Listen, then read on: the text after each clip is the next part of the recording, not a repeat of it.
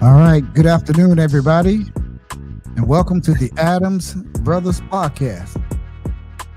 I'd like to welcome everybody to the hottest podcast here in South Florida, the Adams Brothers Podcast, best podcast here in the Tri-County area of South Florida.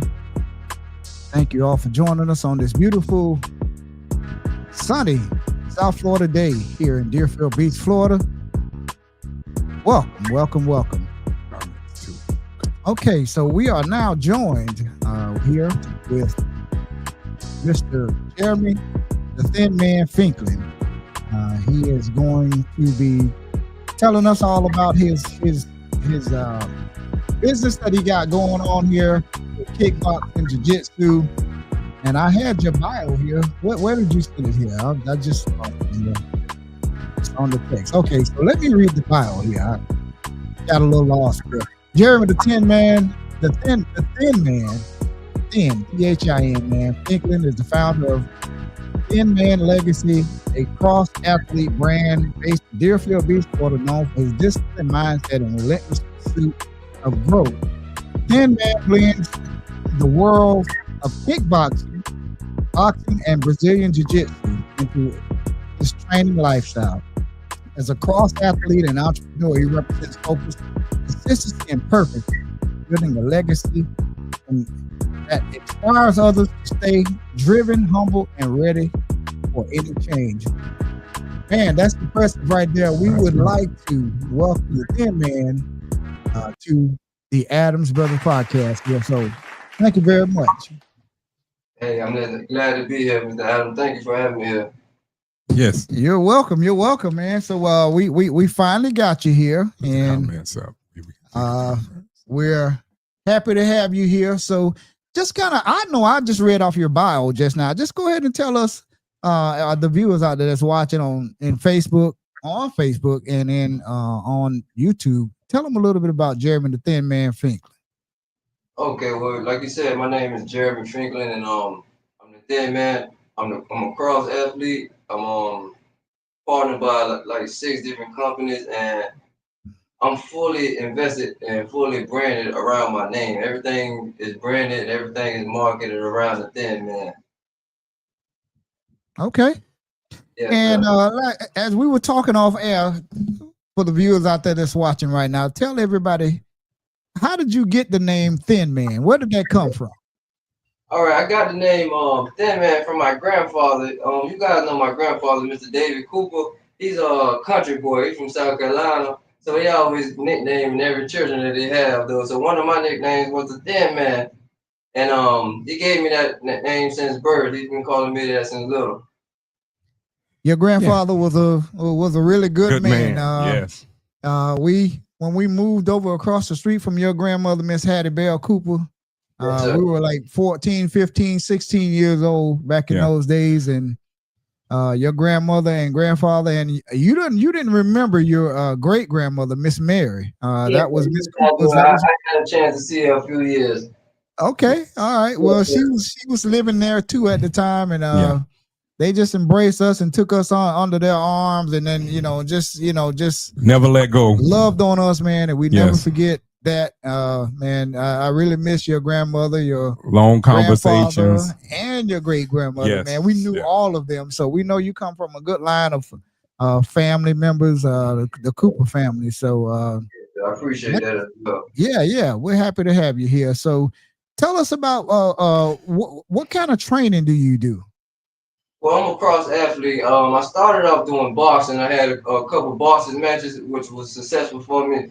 And then I merged over to kickboxing, and that ended up being successful with me. So I just wanted to take my martial arts skills farther. And now, right now, I'm doing Brazilian Jiu-Jitsu, which is called BBJ. Now, And what's the difference between those two sports, the kickboxing and the martial arts? What is the difference between those two sports? Okay, well, there are just small differences between them. And boxing is just only you can just only use your hands to defend and to punch someone. And kickboxing, you can use a little more weapons. You can use knee and sometimes in the professional elbow and some of them. And that's included with the boxing. And Brazilian Jiu-Jitsu, it comes with no physical activity. at all as far as punching on each other and kicking on each other. The only thing that's got to do with grappling. Okay. And what grappling is, that's pretty much submission, wrestling, and moving, doing a lot of moving around on the ground. Yeah. Yeah. And have you ever sustained any injuries doing those sports so far, or you've been injury free? Well, I just took my first injury. It was just a small cut. I haven't had any serious injuries in either sport. Just getting involved in the sport, 3 years is kind of fresh for to be involved in the sport. So you haven't been around long enough to see the real issue. You know what I mean? As you grow in the sport, that's when it gets more serious. But hopefully you be prepared so that you don't have those issues. I don't plan on taking Yeah, yeah. And what is the typical how do your typical training starts in the morning for any of those sports, the boxing, the jitsu, the Brazilian jitsu, martial arts? What type of how do your training starts in the morning or in the afternoon or evening? How do you fit all of that in with a work schedule? Okay, well, I break it down and I'll start with kickboxing, right? A kickboxing schedule for me is I will wake up at 4 o'clock in the morning and I will run like 3 to 5 miles, and that would be my conditioning. And I would come home and I would rest myself. I rest myself, and I realized that with me trying to do that and having a job, it wasn't working for me. So for like 2 years, I paused on working, and that's where the self branding came in. As I just fully invested in myself. So I started making my own money, doing things like making clothes, doing things, and keeping myself going while I was training. And so what was go on. I'm sorry. No problem. I get back to this training schedule. So what I would do at 4 o'clock in the morning, I get up and I do my conditioning right there, whether it's sprint, jogging, or whatever I have to do for us conditioning. And then I come back home, I rehydrate my body, I let my body rest a little bit, and then I take me a nap. I definitely had to recover. And then I wake up in that mid time, and that's when I started doing things. Whether I'm working on my computer, I'm making clothes, and I'm doing whatever I need to do in that mid time. And then I get right back started about 3 o'clock. That's when I do my strength and my physical training. And all my training is never really been in a physical boxing gym. Most of it's been in my backyard. So I do a lot of woodwork training, a lot of country boy training. You know what I mean? Like punching trees, chopping woods and stuff like that. It had to be a tough balancing act between trying to work and trying to train to compete in those sports. Yes, sir. How was it? I know you said earlier, you would take a nap, but how tough was it to balance at that time you were working and doing the training for all of the sports? Well, for myself, I can say to speak humbly, I think it's hard for any individual. But for myself, right, I come with a lot of discipline. I'm a very disciplined individual. So I already had the discipline before I started thinking about doing this stuff. I had enough discipline to do it, so that's why I can just do it. And it doesn't. I don't think about it. I just think about my destination and where I'm going at. Have you ever, Jeremy? Have you ever met any pro boxers or MMA fighters? Oh yes, a bunch of them. I show up to all my events alone up until this point. Now I'm in the gym, but up until this point, I was showing up to all my fights alone. So that was my biggest thing. I would meet a lot of fighters, whether it was amateur or professional, and I get advice from them. How you feel about this? How you feel about this? And I use that to build my journey as well. Okay. Name some of the fighters that you met. Yeah, I was gonna say name a professional fighter or somebody that you met. Okay, well a lot of them are in New York. New York had their own fight system, and I'm gonna give a shout out to them. They're called Fight Flex Series. So shout out to Mr. Chris and everything he has going on with them. I'm gonna tell you a lot of his professional MMA fighters that he had. Man, I don't remember their names. So a bunch of them have nicknames, a bunch of them have real names. So I can't remember any one of them, but I get one of them that I got close with, and I believe he's from Seattle. His name is Jason Stewie. So shout out to Jason Stewie. He's been a real good friend of mine as well. We communicate all the time. He's doing well in MMA himself, so shout out to him. But that's pretty much like the only name that I can remember. Yeah, okay. And you've also won a title and a medal too. So if you could just show everybody your title and your medal that you you won, and just tell us what those both represent. What were you doing when you won that medal and the title belt? Oh well, I actually was at a kickboxing match, right? And that goes back to the conversation we were just talking about. Where I had to I was working at the time building engines. I was working at Pfizer Marine, so I had to like balance my schedule. I couldn't wake up in the morning and go 4 o'clock jogging anymore because I had to be to work at 8 o'clock, and I was getting off at 5 o'clock. So what I would do is every day I get off work, I would spend like 3 or 4 hours just training, putting in that consistent time, and over the time it kind of like paid off. Though I'm on call with this fight stuff, right? So as soon as they call me, I'll be available for a fight. So I just keep myself in the best shape possible, and whether that's what I'm working at the time or training at the time, or whatever I got to do, and whenever they call me for a fight, I'll be ready. Now, we mentioned Miss Hattie Bell Cooper, Miss Mary, and Mr. David Cooper. Now, Yes, your sir. mother, we know your mother. Her real name is Tamika, but Yes, sir. everybody calls her Sean. How inspirational has Sean been in helping you get to where you are today? Is Sean your mother or your grandmother? That's my mother. Okay. Yeah, that's his mother. Yeah. My mom, Right. my mom is my biggest motivation. That's that's my most motivation. Period. She's the one like been pushing me. If anybody got my back, my mom has my back. Though, you know what I mean? Always. Yeah. Even though I try to keep her out of the midst of this box and stuff, though, because the two don't work together. Though, having mom there and having Yeah. What about yeah, your brother Timmy? What about your brother Timmy? yes, sir. And the same Your with my big brothers. I think you have more than one brother. Brothers. I'm going to say I have my big brother Timothy and I have my little brother Gerald. And I also have Yeah. my little brother Interior. And my Right. whole family support system. Even I believe you guys know my Uncle Bob and everything. Yeah. He went to a few of my matches and I had him flew out. And yeah, my family is my biggest support system, though. Yeah. Okay. And that was going to be my next question was actually what type of family support do you get from, in this sport? Because I know it's a violent sport. So especially a lot of women, Yes. they don't like to see the gore of the blood and all of that. The guys are more receptive. The men are more receptive, but a lot of times the women don't like to see as they say, the blood and guts of this sport. Well, I don't think that's my family. Even my grandmother Jane, she be ready to come. I'm the one like try to keep it because like you say, it's a violent sport, right? So when I see my family, I don't my emotions get involved a little bit. You know what I mean? It's not the same as me being there by myself. When I'm there by myself, I'm able to jump into like a isolation and a militant mode. But when my family is there, it's like mom's there, or grandma's there, or you know what I mean. So I don't get the best out of my performance when my family is there. So I have to like balance it too, because I have to realize too they are my biggest support system too, though. So I balance it out. Oh yeah, I think I would love this if I saw my family there.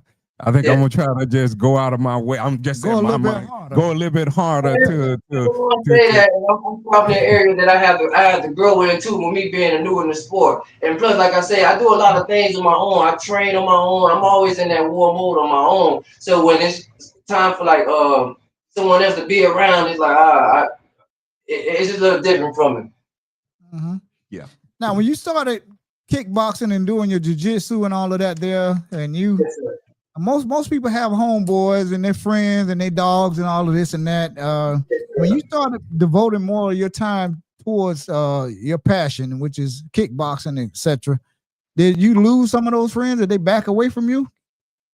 Well, I didn't lose it, my friends. I just made a decision to separate from my friends without a call. You know what I mean? Like my friends probably don't even know what I'm doing right now. They probably just looking like, hey, man, what are you doing? Oh, you doing it? Yeah, because I always been this guy. Like if when I made my mind up, I made my mind up too. I don't care who's going along with it or who ain't going along with it. This is what I'm gonna do, and that didn't work in my favor in a negative way. So as I changed to the positive way, I just went with it. I didn't look for any other question, or I didn't look for an answer to that. I just went with my decision. Yeah, I see you by yourself all the time. I'm I mean, always whenever I see you, you're always by yourself. yes, say like that. And that's what I'm saying about with the fight. Like I'm always by myself. So it's like when family come, when I'm with my family, that's my time to show love and show support. Like I'm a big a big family oriented guy. So like when I see my family, it's all love with my family. But when I'm away from my family, it's like I'm a whole different person. I want to say that. Yeah, yeah. Yeah, I'm a whole different person, and that's what explains why I do the things that I'm doing with this sport. Do you have any upcoming matches or competitions on your schedule? Well, actually, like I told you guys, up until this point, I was training myself, accepting calls, and only dealing with one company. Now, I'm involved in a new gym right now, and I'll give a shout out to them too. And that's American Combat. They're right in Deerfield Beach, Florida too, and that's been a great gym. I've been definitely seeing a lot of progress in a very short little bit of time. So I think a lot they're going to be seeing a lot more of them, man. Is that the gym that's on Powerline and 10th Street, across by the gas station? I know they had a boxing gym over there one time. Is that the place? Is that the gym you're talking about, or we're talking about another gym? It's just you're not too far off from the area. It's right behind the Wawa's on Hillsboro, on Dixie Highway in Hillsboro. What's that road? 12th Ave. Okay, yeah, over by Home Depot. Yes, sir. Right behind the Home Depot, inside of those warehouses. I never knew that. I knew it was a boxing gym on Powerline. Yeah, because I always said that it would be nice to have. I know the PAL program, the PAL, the Police Athletic League, used to do a boxing. Did you come up through that, or you just this was just something you just found? I know you say you started in your background, but did you go through the PAL league and boxing? Because I know they used to have something like that years ago. Listen, that's how I know God is in the midst of this conversation, because I'm glad you brought that up about the PAL system, right? Yeah. That's how my boxing career kind of started. Now, and I'll give a little story about that, right? But I was going through a phase, and I was trying to tell people, I wanted to pursue this boxing career, and I wanted to pursue the boxing career. And by me being so fresh and being at an elder age, no one really took me serious about it, right? So I ran into this guy named Mr. James Nicholas, and he's actually the director of the BSC facility at the time. And he heard my story.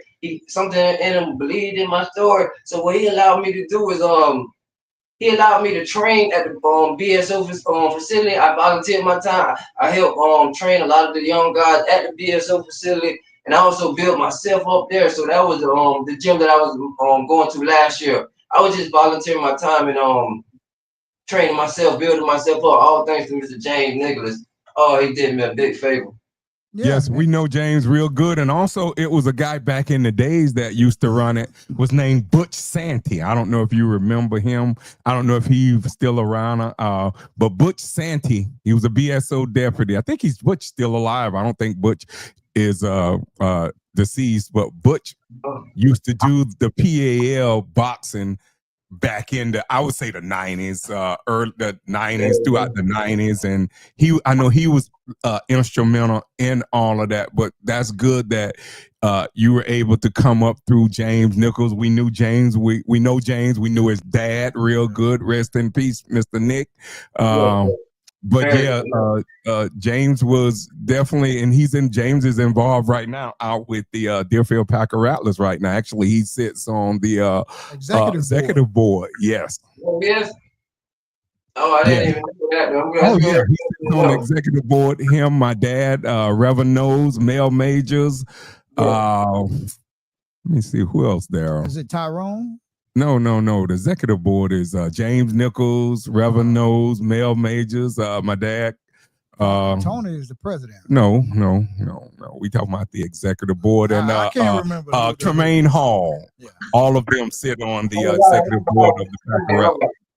Right. Yeah. Well, actually, Mr. James, he's kind of like my mentor, my counselor right now too, as well. Though we communicate weekly and we have conversations. He's been my mentor because a lot of people doesn't know my backstory. That I went through a lot of challenges when I went to prison, and he's been definitely a big mentor and a big counselor. He's been a blessing to me. I tell you that. Yeah. Well, that's good. We certainly happy that you got your life on track. Because everybody, make mistakes. You made a mistake, but Yeah. you came out and you turning your life around and you headed in a positive direction. And you're doing good. I mean, Yeah. you're doing good. You're back on track. I mean, I encourage you every time I see you out. You got manners. That's one thing I know. You Very respectful. very respectable. I mean, if audience, y'all talking about a very respectable young man. That's Jeremy right there. He's a very respectable young man. And I wanted to ask you, would you like to see more boxing gyms here, like for the city, and like the city doing programs like boxing? Well, I believe that's my whole goal and my whole purpose behind this, because I know how martial art changed my life, and I know that it can do that for a lot of these young guys that's going through. Like, they promote these gyms and stuff in every other corner and every other gym, but they don't do it in our community, and I think that needs to change. And I might be, if the Lord's will, I might be the one to change that. Yes. You're definitely on. You're definitely the example to show that. Be an agent of change. Yes, you can be that agent of change, because I mean, we're gonna, whenever we see you fight, we're definitely going to promote your fights right on here. We will do it right on our podcast, on our YouTube, and just let us know whenever you're fighting, and we will always be there. I wanted to go back into the boxing. What is your diet like? I mean, because I see how you're built. What is your typical diet of what you put in your body? Well, I have more like a disciplined diet than anything. You know what I mean? I stay disciplined with the seasons of the year. I stay disciplined with the summertime. I stay disciplined with the winter. I pay attention to nature. And I'll explain that a little bit. Like, in the wintertime, I know that that's the time that it's not so hot, right? So we stack up weight. So I eat a lot of things like carbs and different things like that. I stay stacked up with my weight. But in the summertime, I know it's real hot out there that we don't need to be eating so heavy. So I stay lean, like more like chicken and fish during the summertime. So it's just me eating discipline, like that's what just keep me high energy alone. Yeah. Do you eat a lot of junk food, or just like do you really health conscious and boil and bake your food? Well, I'm gonna tell you something. I'm not big on the junk food. I'm really, like I said, I'm actually a disciplined eater. I will wake up in the morning and I will cook me one meal. It would be like 2 pieces of chicken, maybe some pancakes. I definitely gotta always have my carbs. So I cut up potatoes and I use them as French fries. And I might eat that meal. That meal might last me all day. I split that into half and I'll eat, and then I'll be good. The hydration part is the biggest thing for me, making sure I'm staying hydrated. Yeah, good. That's a good thing. Yeah, got to stay hydrated. Also, Jeremy, do you have a clothing line that's out there? Yes, sir. I'm branded around myself. Everything is branded around the Thinman. Okay. Tell us about it. What kind of clothes are you branding right now? What kind of clothes do you have? Is it like urban wear, or is it like everyday wear, casual, formal? You guys mind if I stop and fix this? Yes, do what you need to do. Grab whatever. We want to see. Our audience definitely would like to see everything. Yeah. If you're just joining us, we're live here with Jeremy, the Thinman Finklin. He's from Deerfield Beach, and he's on here telling us about his journey through kickboxing. Okay. One of the things, like when you speak of clothes, I don't just make clothes alone. I make a lot of things, and I start off with one thing. One thing is like this book bag right here. This is a book bag. I made this logo. I made the logo to this. I made the design to this. I customized this myself, and this actually is said the Thinman. Okay. Yeah, this is one of. Yeah, copyright all your stuff too. That's very important, so no one won't steal your brand. Right. Well, my name is. I trademarked my name when I decided. Trademark. Yes, definitely what I was talking about. Yeah. Yeah, I trademarked my name. Trust me. I'll show you something that's cool. Yeah. One of the things I do, I tell you, I do Brazilian Jiu-Jitsu. So I customize and make my gis as well. And you see that's me on that too. Yes, we can see that. That is nice. So what I do and how I do it, I give you guys a little game while we're in the live, right? I do it right is I have a heat press machine. It's an HTV run automatic press. And what I would do is I'm finna give you guys a lot of game right here. One of my websites I go on is jiffys.com, and what I would do is I make my logos and I print them out on jiffys.com. It's real cheap to print them out, and they come in like the same day. They come out like the next day. So what they would do is I turn them into a DTF. And these are the DTF. Okay. And then I just heat press them onto like whatever I'm gonna brand myself with, whether it's clothing, the gis or whatever. I just fully brand myself around the box. Okay. Hey. So you bought your own pressing machines and you do everything yourself? Yes, sir. I do everything myself, and I can get to the final product right here. I was trying to save for last. The last thing I invested on myself is these right here, and these are called the Thinman Legacies. I don't know if you can see them clear. Can you take it out the plastic, or is it just in the plastic? If you can, I can take it out the plastic. Yeah. And if you can see them, they say Thinman Legacy. All right, these shoes right here, right? Show all four sides of the shoe if you can, like the front, the side, both sides, and the back, because they look nice. I like them. I'm gonna take both of them out. Okay. I like the style of it. I like the style and the color. Do they come in different colors or just black and red? Well, this is actually a luxury designer pair of shoes. It's custom made in Italy, and I'll show it to you right now. Okay. If you can see it right here, this is a Thinman. I own this shoe 100%. No one can ever get this shoe again. I own the design of this shoe. So this is fully branded around me. And I have a deal with the company that I can fully brand or make anybody brand. If you have a brand or company that you want to, what's that? I can brand a shoe in your brand. And I also have a website for mine that if anybody want to buy mine, they can go online and buy. I was gonna say, tell us how how much is that shoe selling for? And tell us how people can buy it. Well, the start of this shoe, I believe, is $229 because it actually is a designer pair of shoes, just like Gucci or Prada. Any one of them own their shoe. I own my shoe the same way they own their shoe. Right. And it's $229, but I do have up to 50% discounts that I can give to anyone personally if anyone want to pay one for a cheaper price. But my biggest thing, I'm not really trying to make sales to people or anything like that. Whether it come with it, I'm with it too. But I'm not trying to make sales and deals with people. I'm just fully vested in myself. I'm branding because I understand the power of that, and it's going to bring me bigger things in the future. Okay. And how did you? What made you? I mean, you wear a lot of hats, apparently.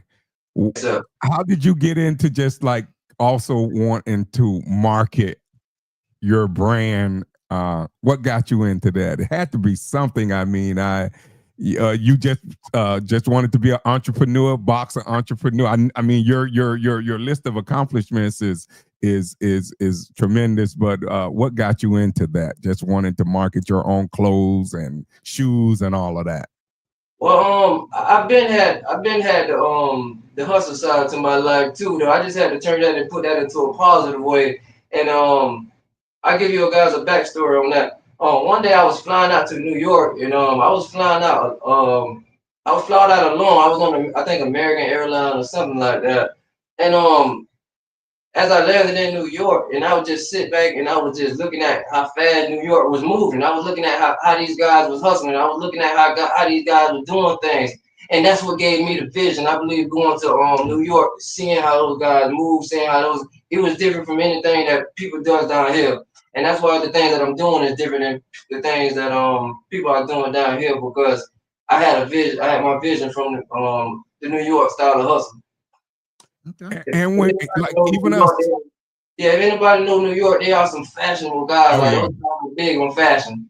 Yeah, and they're on the street corners up there. When you go to New York, everyone is up there trying to sell something. I mean, when me and Daryl and my niece, we all was there one time. It was impressive because I saw everyone out there trying to grind and trying to hustle and trying to do things. When me and Daryl was on the street, and we were in mid Manhattan and Brooklyn. We were not Brooklyn, where we was the Apollo Theater. Is that there? What part of that was that? That's Manhattan.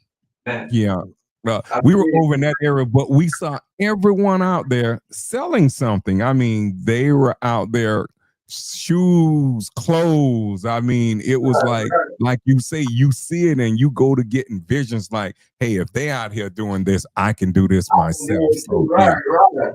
And then I'm watching some of the fighters. I'm watching some of these guys like start from nothing. They're starting like from nothing, and they're coming out. They're getting gyms, and they're building their own gyms, and they're like the hustle game is just so much different in New York.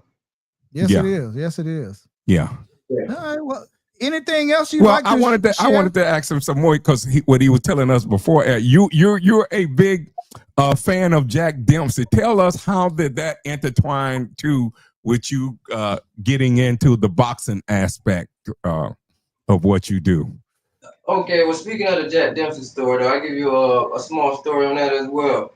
One day I was sitting in prison, and I was going through my trials and tribulations of that right there, and I looked under my pillow and I seen the book, and first I wasn't going to read it at all too though, but then something like sometimes you get bored behind the wall, so one day I opened up the book and then I read the book and I kind of gravitated toward the book. I noticed that this book is trying to teach me something. So as I was reading the book I'm slowly learning about martial art without me even knowing. So after a while, I read that book. Listen, I read that book over 100 times and just over and over. I just kept reading the same book. And then after about a week or so, I started practicing the book. And then that's when everything sparked, and that's when everything came right there. So I want to give details about the book, but I'm trying to save that for some content, though. You know what I mean? That's why I'm biting words with that. But that book, if anyone want to go read that book, it's called Jack Dempsey Champion, and it's a real good book. It changed my whole life.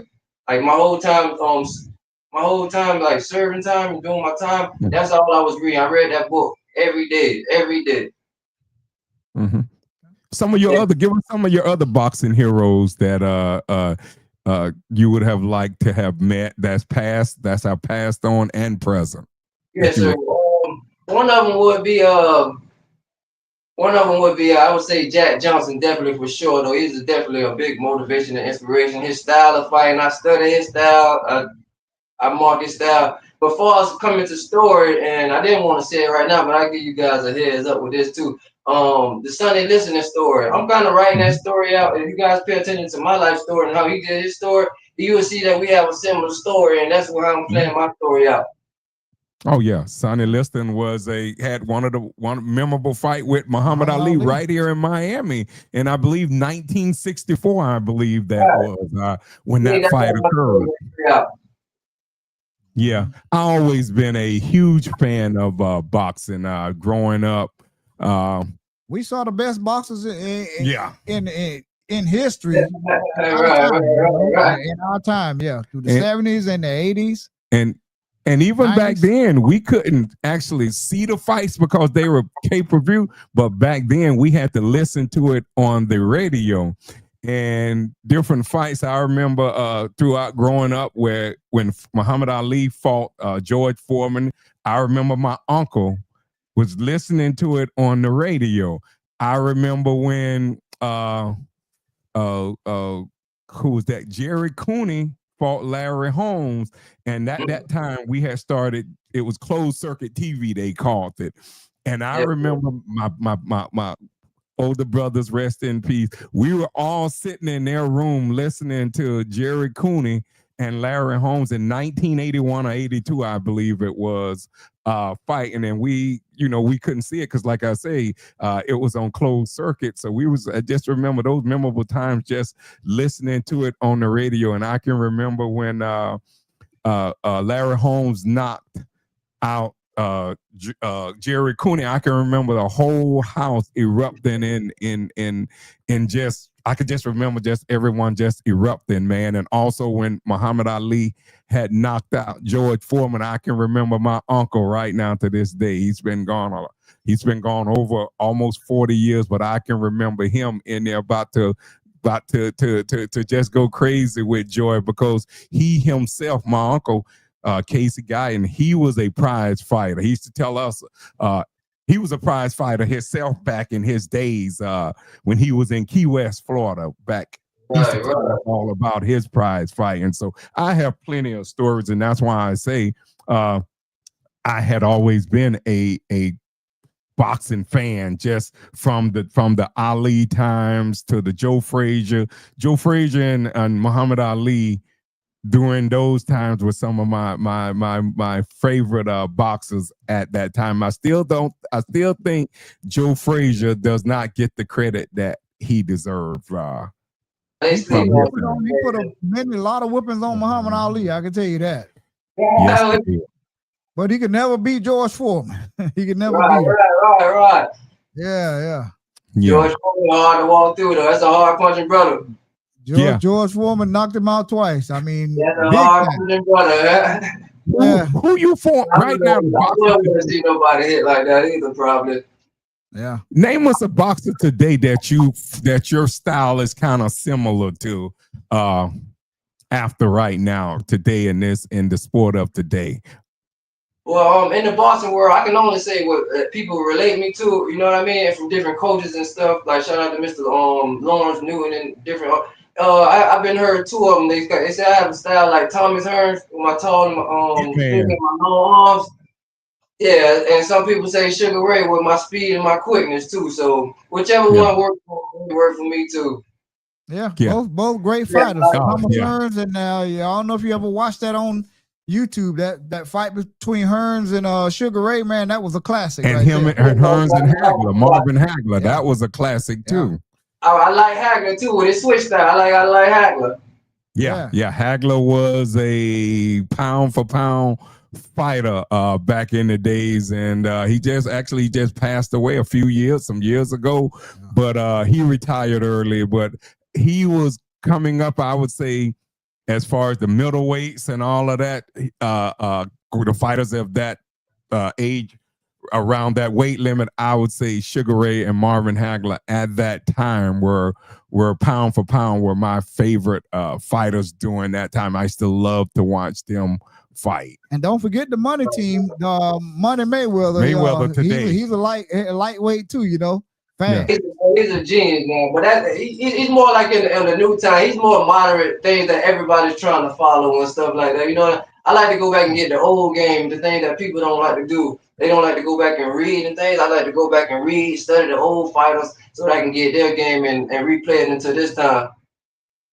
Yes. A lot of people are confused, right? They think that history is behind us because that's what they train and we think, but history is not behind us because we're still living and we can write our story out right now. Okay. Yeah. And besides your marketing of your shoes, you have again any upcoming fights or what else do you have that we can look forward to your next fights or anything you want to share with us? Well, like I told you, I just got involved with American Comeback again, right? And at that gym specifically, they train 4 different martial arts. They train Brazilian Jiu-Jitsu, they train Muay Thai, they train boxing, and they do MMA. My biggest goal is what I'm going to do is I'm preparing myself for MMA so that I can eventually merge over to professional boxing and get a bigger check, period. So I'm just like strategizing my way through it. My next competition is definitely going to be a Brazilian Jiu-Jitsu competition. But how they do it, it's so random though. You know what I mean? You just have to be prepared when it comes. There's a lady. I'm looking forward to competing in November. Yeah, okay. There's a lady that we met at one of our outings. She lives over on Third World over there. She's a Brazilian, I believe she's Brazilian, but she's an MMA fighter. Right, we met her. I don't know if you met her. She lives right over there down from Freddy's Market. By Freddy's, yeah. One of those 2 new houses that they built right down from the apartments over there. I seen the house, but I haven't seen the company. I work 13 hours a day. That's what people don't know. I work 13 hours a day, so it's hard for me to have time for a lot of things. Yeah, we'd like to introduce you to her. We met her once or twice, and she's supposed to come on our podcast MMA too. Fighting. Yeah, so we definitely like to link up with, link you up with her. Because I love watching MMA fight, and I mean the cage fighting, and I love watching all of that. I mean, I Which love watching. which one do you like more, the boxing or the MMA? I like the boxing. I'm Yeah, old school. that's what I was gonna say. I'm old Boxing school. too. I like the boxing. Yeah, Yeah. I love the boxing. The MMA, I started watching it maybe 20 years ago with Dana White and Kimbo Slice. Oh man, he was awesome to watch. Kimbo Slice was good. Yeah, he left us way too fast. He but started in the backyard. in the backyard, he was fighting bare knuckles in the backyard. And I know you know who Kimbo Slice is. Yes, sir. He's a friend of mine as well. I went to school with his kids. Okay. Yes, yeah. He passed on way too soon, but you know, I used to love to watch him when he got into MMA. It was exciting to see Kimbo shift from shift over to the backyard fight and to the MMA fight. And also tell us where we can find you on social media. Anything else about your brand you want to tell us before we get off here? Tell us where we can find you at on social media. Give us all your social media handles that you would love to give us, and for your audience, for our audience out there, to where they can find you and buy some of that brand, buy some of your brand too. Okay, my social media, Instagram, TikTok, all my social media platforms are named the Thinman. All my online websites are named the Thinman. Everything is named the Thinman around them. So all you have to pretty much do is type the Thinman, and you'll be able to link somewhere around the two. They all gonna correlate and go along with each other. So that's on social media. That's on Facebook, TikTok, Instagram. My online store is called Thinman Legacy. This is the Thinman. Like, you can type that in on Google and find that. I also have links of the store in my bios on each platform. So if anybody want to just type the Thinman, and you'll be able to get in contact. Well, here's a picture of the Thinman. If you see that face walking around Deerfield, he's gonna be the future heavyweight champion of the world here in the future. This young man is always out training, and he devotes so much of his time and to training and eating right, and his head is definitely right on his shoulders right now. You're headed in the right direction. Anything we can do to help you along, if you got anything coming up, any of your brands that you'd like to put out to the you want the world to see, if you have any matches coming up, or if you have anything that you want to that people to know, just let us know. You know how to get in contact with us. Just let us know, and we'll be more than happy to bring you back on our podcast. That's right. I appreciate everything too. And one more thing, I want to shout out my partners, Bucked Up, that I have them right here on the table. I want to give a shout out to them. They've been a great support to me as far as keeping me energized, keeping me fueled, keeping me geared. So shout out to them as well. And I appreciate you guys, Mr. Adam. I congratulate you guys on your success, and I appreciate you guys having me here too. Yes, and we hope to have you back here in the future. Once you're the heavyweight champion of the world, I see nothing but good things happening for you. I like I say, if you just put God first and just keep training hard, man, you're gonna get to that promised land. I really feel that there, and I'm not just saying that just to say it. I really feel that you are going on to bigger and greater things. Yes, sir. I appreciate that too. I appreciate all the encouragement. Okay, we've been talking to Jeremy, the Thinman Finklin. We want to thank him for joining us here on the Adams Brothers podcast. It was a pleasure talking to you, young man. Keep your head up. We see your mother just joined in the chat. Hello, Sean. You have an outstanding son here that's headed in the right direction, and he's gonna make you happy here. And yes, he's already made you happy, but he's going to make you happier. So and rich. So thank you, Jeremy, for joining us in here. We look forward to having you back on our podcast here in the near future. Thank you. Thank you. Appreciate you guys, Mr. Adam. I'll see you guys again. Thank you. Absolutely. And you have a great evening, man, and be blessed. Stick around. We're going to be right back for a pop-up podcast. Have a great evening.